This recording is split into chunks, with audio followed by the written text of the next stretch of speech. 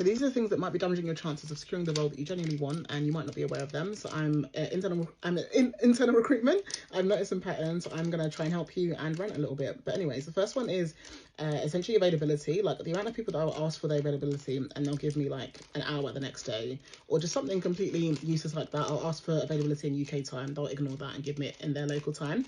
Like I get everyone's busy, but I've given you the instructions on a plate.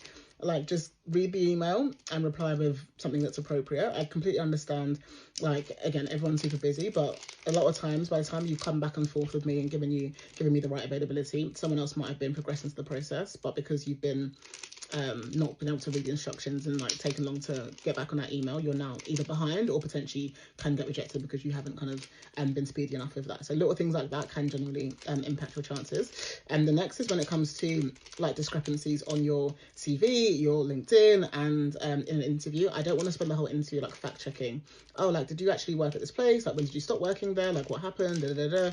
I'm trying to look for like consistency. And I want to give you the best chance to showcase like your experience and talk to me about like the parts of your job that you enjoy and like, you know, important stuff. And yeah, not a fact-checking interview. So making sure there's consistency just avoids any mistrust and any confusion when it comes to an interview process. I've got my notes, by the way, so I can actually like remember what I'm saying. Oh my god, this one, stop using emails for like, or inboxes that you don't check anymore. Like if you don't check the inbox and that's what you're using to apply for jobs, use a different email. Because I've had so many people that have genuinely good CVs and like I've reached out to them, tried to set up an interview, send multiple emails to try and reach them, but then they come back to me after I send a rejection email like, oh, this was in my spam, like I didn't see this. A, cap, because you got the rejection email, so it wasn't your spam. Don't lie to me, I'm not stupid.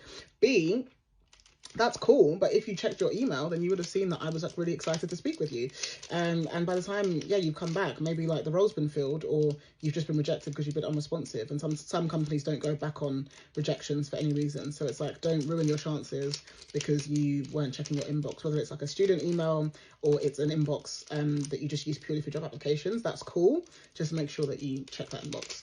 The next one is common courtesy. This one just pisses me off, but when people call me Mr. in an email, like in an email, A, we're not in school, like it's not a Mr. and Mrs. situation. Use my first name. That's what my email handle is. That's how I sign my emails. Use my first name.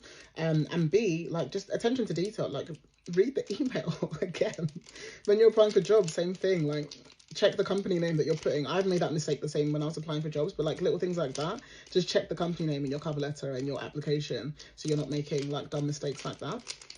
Like a lot of stuff is like not do or die, apart from like the lack of availability. That one is just like you're just hurting yourself. Help me help you.